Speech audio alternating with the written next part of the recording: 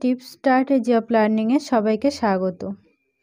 আজকে আমাদের পাঠ্য বিষয় সপ্তম শ্রেণীর ইতিহাস বই থেকে দ্বিতীয় অধ্যায় ভেবে দেখো খুঁজে দেখো, পৃষ্ঠা 23।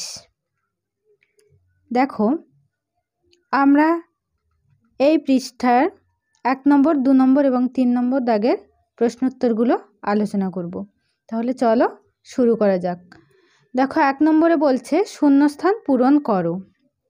1-এর ক, বঙ্গ নামের প্রথম উল্লেখ পাওয়া যায় ড্যাশ। দেখো, এখানে 3টে অপশান দেওয়া আছে, ঐতেরীয় আরণ্যক, নাকি আইনি আকবরী, নাকি অর্থশাস্ত্র গ্রন্থে। উত্তর হবে বঙ্গ নামের প্রথম উল্লেখ পাওয়া যায় ঐতেরীয় আরণ্যক গ্রন্থে। ঠিক আছে। পরে আছে প্রাচীন বাংলার সীমানা তৈরি হয়েছিল, প্রাচীন বাংলার সীমানা তৈরি হয়েছিল। এখানেও 3টি অপশান আছে, তাহলে কোনটি ঠিক?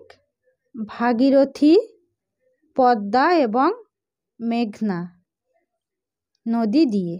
ঠিক আছে। পরে আছে দেখো, সকলোত্তর পথনাথ উপাধি ছিল হর্ষবর্ধনের।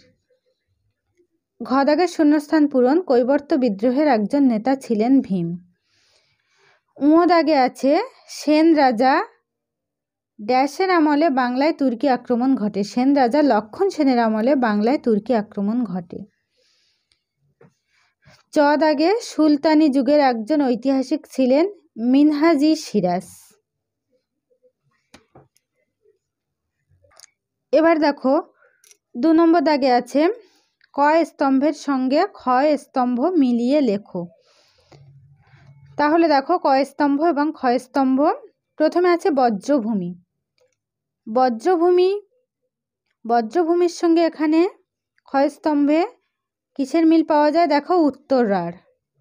লোট ও মো চিহ যাবে বৌদ্ধ বিহার, গঙ্গাইকোণ্ড চোল, প্রথম রাজেন্দ্র চোল, গৌড়বহ, বাকপতিরাজ, হরিকেল, আধুনিক চট্টগ্রাম, কিতাব অল হিন্দ, অল বিরুনি। এবার দেখো, 3-এর কয়ে আছে সংক্ষেপে 30 থেকে 50টি শব্দের মধ্যে উত্তর লেখো। ঠিক আছে। প্রথম প্রশ্ন দেখো, এখনকার পশ্চিমবঙ্গের একটি মানচিত্র দেখো, তাতে আদি মধ্যযুগের বাংলার কোন কোন নদী দেখতে পাবে? উত্তর দেখো, আদি মধ্যযুগীয় বাংলার মানচিত্রে উল্লিখিত নদীর নামগুলি হলো ভাগীরথী, কাঁসাই, পদ্মা, মেঘনা, অজয়, করতোয়া, দামোদর, ব্রহ্মপুত্র, মহানন্দা, তিস্তা, গঙ্গা, ময়ূরাক্ষী, রূপনারায়ণ, সুবর্ণরেখা ইত্যাদি। বর্তমানে পশ্চিমবঙ্গের মানচিত্রে আদি মধ্যযুগের যে নদীগুলি আমরা এখনও দেখতে পাই সেগুলি হলো ভাগীরথী, দামোদর, অজয়, কাঁসাই, মহানন্দা, তিস্তা, গঙ্গা, ময়ূরাক্ষী, রূপনারায়ণ এবং সুবর্ণরেখা। দেখো, 3-এর খ দাগের প্রশ্ন, শশাঙ্কের আমলে বাংলার আর্থিক অবস্থা কেমন ছিল তা ভেবে লেখো। উত্তর, শশাঙ্কের আমলে বাংলার অর্থনীতি কিছুটা দুর্বল হয়ে পড়েছিল। সেই সময় প্রচলিত সোনার মুদ্রার মান পড়ে গিয়েছিল, নকল সোনার মুদ্রাও দেখা যেত। তখন রূপোর মুদ্রার প্রচলন ছিল না। ব্যবসা বাণিজ্যের ক্ষেত্রেও মন্দা দেখা দিয়েছিল। সমাজে জমির চাহিদা বাড়তে থাকে, অর্থনীতি কৃষি নির্ভর হয়ে পড়ে। বাণিজ্যের গুরুত্ব কমে যাওয়ায় নগরের গুরুত্ব কমে যায়, সমাজ ক্রমশ গ্রাম কেন্দ্রিক হয়ে পড়েছিল। পরের প্রশ্ন, মাৎস্যন্যায় কি? উত্তর, গৌড়রাজ শশাঙ্কের মৃত্যুর পর খ্রিস্টীয় 7ম শতকের মাঝামাঝি থেকে 8ম শতকের মাঝামাঝি পর্যন্ত 100 বছর ছিল বাংলার ইতিহাসে একটা পরিবর্তনের যুগ। দীর্ঘ 100 বছর ধরে বাংলাদেশে চরম অরাজকতা, অনৈক্য ও বিশৃঙ্খলতার সৃষ্টি হয়েছিল। দুর্বলেরা সর্বদাই সবলদের দ্বারা অত্যাচারিত হতো। বাংলার এই দুর্দিন ইতিহাসে মাৎস্যন্যায় নামে পরিচিত।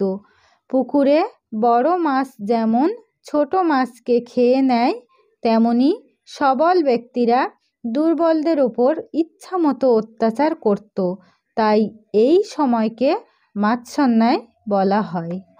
ঘদাগের প্রশ্ন, খ্রিস্টীয় সপ্তম ও অষ্টম শতকের আঞ্চলিক রাজ্যগুলি কেমনভাবে গড়ে উঠেছিল? উত্তর, সপ্তম ও অষ্টম শতকে অনেক সামন্ত, মহাসামন্ত, জমিদার বা যোদ্ধা সম্প্রদায় প্রবল শক্তিশালী হয়ে উঠেছিল। এদের মধ্যে কেউ কেউ আবার রাজাদের দুর্বলতার সুযোগে স্বাধীনভাবে নিজেদের অঞ্চল শাসন করতে শুরু করেছিল। এছাড়াও অনেক সময় সামরিক কৃতিত্বের অধিকারী মানুষেরা পারিবারিক শক্তির সাহায্য নিয়েও নতুন রাজ্য স্থাপনে উদ্যোগী হয়েছিলেন। এইভাবে আঞ্চলিক রাজ্যগুলি গড়ে ওঠে। পরের প্রশ্ন, সেন রাজাদের আদি নিবাস কোথায় ছিল? কিভাবে তারা বাংলায় শাসন কায়েম করেছিলেন? উত্তর, সেন রাজাদের আদি নিবাস ছিল দক্ষিণ ভারতের কর্ণাট অঞ্চল অর্থাৎ মহীশূর এবং তার আশেপাশের এলাকা। সেন বংশের সামন্ত সেন একাদশ শতকের কোনো এক সময়ে কর্ণাট থেকে রাঢ় অঞ্চলে চলে এসেছিলেন। সামন্ত সেন এবং তার ছেলে হেমন্ত সেন রাঢ় অঞ্চলে স্বাধীন সামন্ত রাজ্যের প্রতিষ্ঠা করেন। এরপর হেমন্ত সেনের পুত্র বিজয় সেন বাংলার শেষ পাল রাজা মদন পালকে পরাস্ত করে মগধে স্বাধীন সেন বংশের প্রতিষ্ঠা করেন এবং রাঢ়, গৌড়, পূর্ববঙ্গ এবং মিথিলা জয় করে সেন রাজ্যের পরিধি বিস্তৃত করেন।